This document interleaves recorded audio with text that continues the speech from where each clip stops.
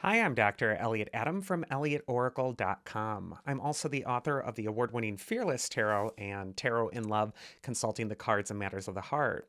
Both books are available online from Llewellyn Books. And if you like a fearless, empowering approach to tarot, you're going to get a lot out of these books. And now it is time for this week's Oracle reveal. So, earlier on my social media, I placed up a photo of three different animals and asked you to use your intuition and just ask yourself which animal seems to be calling to you, because that animal has your message. And the three animals were the unicorn, the hawk, and the heron. So if you're just joining me now, ask yourself which animal seems to be getting caught in your head. It doesn't have to be your favorite animal, it just has to be the one that's attracting your attention this week. And so, for those of you who picked the unicorn animal spirit, the unicorn is a symbol of purity and innocence and also spirituality. And if you're attracted to unicorn during this week, this could be a time when you're getting back in touch with your own spiritual practice, or you're making time to get quiet and listen within. It's also time to access what's purest within you, the pure part of you, the part of your spirit or the soul that is transcendent. First card for Unicorn is, where is it best for you to place your focus this next week? And we get the Knight of Pentacles. And of all the knights in the tarot, the Knight of Pentacles is on that horse that isn't moving forward at this time. It's kind of standing still in that brown field, which he's trying to get to grow. And what the Knight of Pentacles can indicate is that this is a time where you may be feeling a bit thwarted or stuck, or like something isn't progressing quite as fast as you want it to. If we align that Knight of Pentacles energy with the unicorn spirit, this could also just be a time where you really need to be focused on shifting gears to your spirit, listening to what your spirit has to say, and trying to kind of find out what the best way to progress is from here on out. Also, the Knight of Pentacles has the oak leaves on his helmet, and oak is the tree of wisdom. So, this could be a week where you're kind of seeing the wisdom in stopping or pausing or not pushing so hard for something to happen.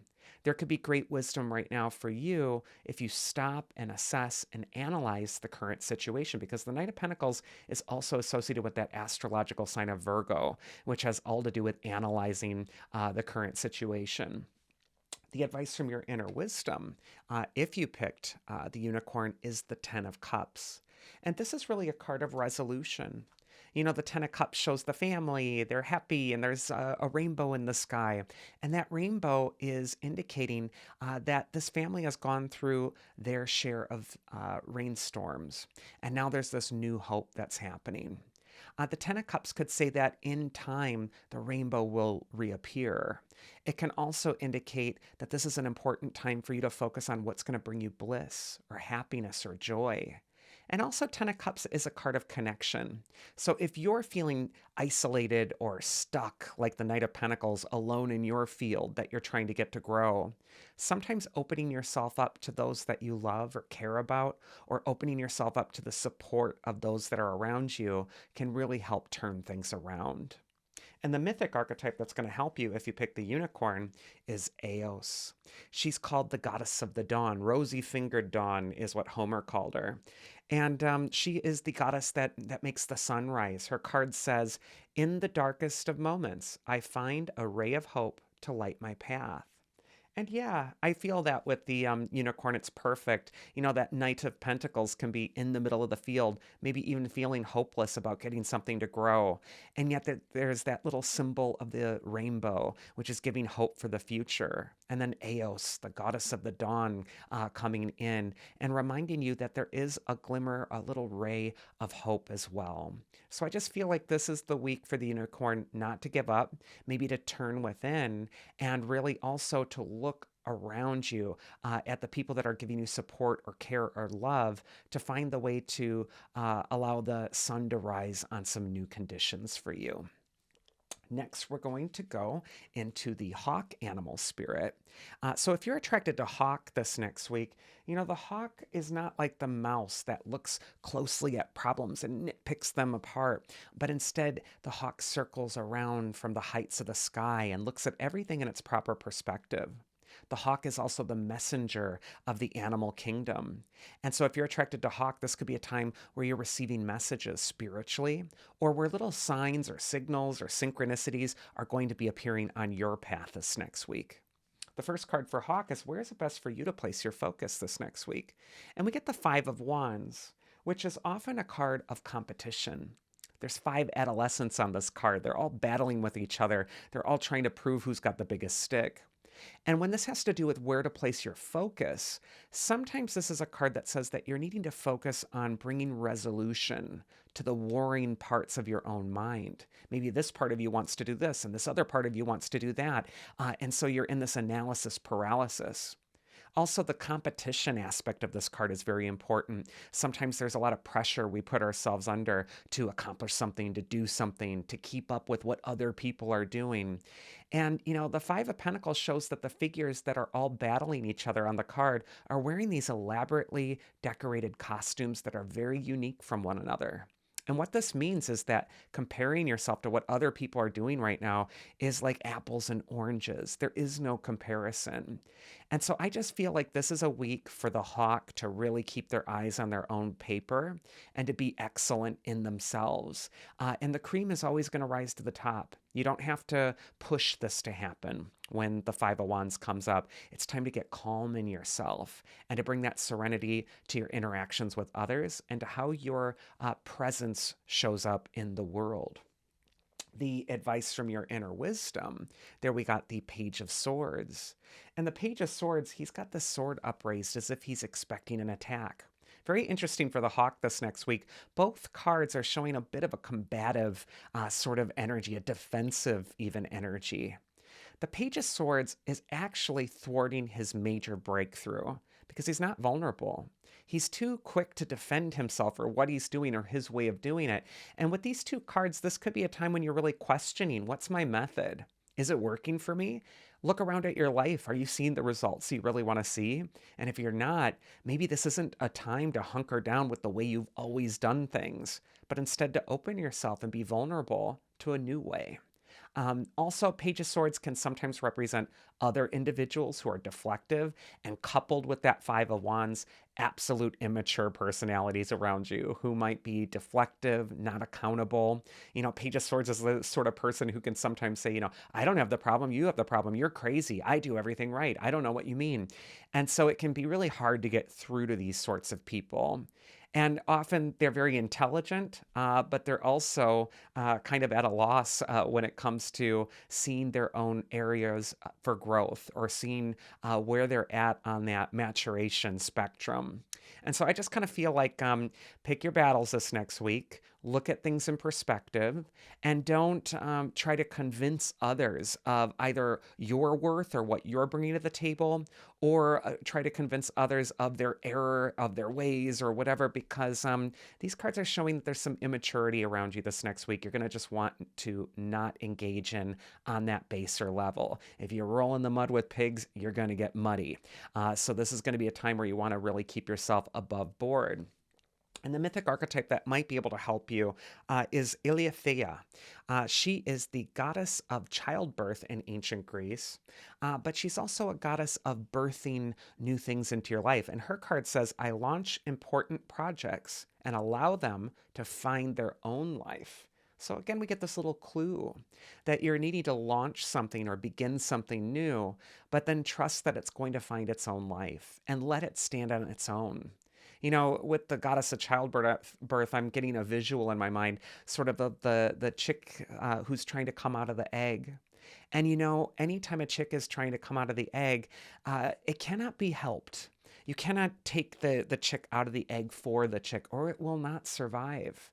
And so too for you, this might be a time when you're struggling to make something born or assert a new way. And yet the struggle is part of what's going to make you strong enough to survive and to really kind of prove yourself in the future. And you need to trust this process, even if it isn't easy. Birth never is easy, so this is going to be a time where there are some new beginnings, and you don't want to deflect or be in the defense about what is being born. And then finally, we have the Heron animal spirit. And I've said before on this channel, I think of the heron as the water phoenix, the bird that comes out of the water and represents rebirth and renewal. And yet, with that watery element, which has to do with our emotions, our feelings. So, if you're attracted to heron this next week, this could be a time when you're feeling life in a new way. Could also be a time when you're waking up your emotions again or feeling your life instead of just thinking your way through it. But I also feel like there's a revitalization here, a cleansing. There's something cathartic for the heron this next week. First card for Heron is where is it best for you to place your focus this next week? And we get the Page of Cups, which is just in alignment with that whole water element we're talking about. Of all the Cups cards in the tarot, for me, the Page of Cups is probably one of the most sensitive cards. And he also represents our inner child, the playful aspect of ourself. And Heron could be saying that this is a time to call back to life that inner child, that part of you that can look upon the world with wonder and use your imagination. I just feel like there's a magical time ahead for Heron if you can access your deepest creative feelings and channel them toward a proper pursuit. And also, remember your joy. Remember your childlike wonder at the world. Remember what you wanted to do when you were a kid or how limitless you felt. It's so important that you're not becoming a curmudgeon right now and feeling too limited by whatever emotional experiences that you've accumulated along the way. And we all accumulate them. We all go through difficulties that can sometimes be burdensome to our light or make us feel heavier. And yet, I'm just feeling like this is a time for you to really embrace that part of you that can look upon the world with wonder again. The advice from your inner wisdom, if you pick the heron, is the Six of Wands. And here we see someone who's of excellence. He's on his horse in the parade and he's being cheered on. Sometimes this is a card that says that your ideas or your creativity are going to get attention. And you need to just step into your excellence and be excellent and take your place there. Also, the Six of Wands is a card of promoting oneself. So, promoting your ideas, promoting the things that you're trying to launch or get attention to. It's so important that you're not just quiet or hunkering down or apologetically talking about what you're bringing to the table, but that you're really owning your power and really sitting in that integrity. And I just feel like Six of Wands is a week where you want to let the rebirth or renewal of your emotions also fuel your confidence. You want that rebirth and renewal of confidence and excellence when the Six of Wands appears. And then the mythic archetype that's going to help you this next week is Athena, who I have right over my shoulder here. And her card says, I allow my innate wisdom to filter into my daily life. And Athena is the goddess of wisdom. And she's telling you that there is a deep reserve of wisdom that you've accumulated through your life experiences. And this is a week where you're going to want to tap into those things. You're going to want to really access that deeper part of you. Wisdom that might even be found or gained from your childhood or from the inner child, the part of you that plays or creates. I just feel like Athena is guiding you to greater heights.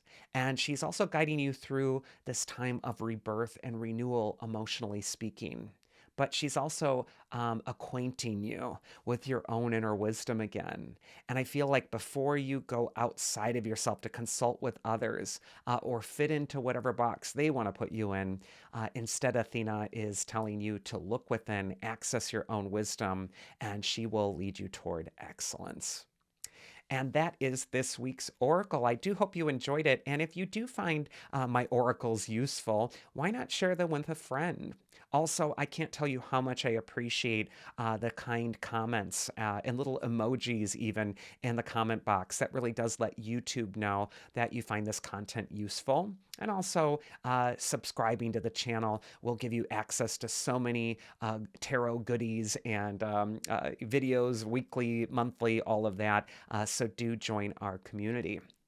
I hope you have a wonderful week, whatever it is that you're doing. And I will see you again here next week. So do take care.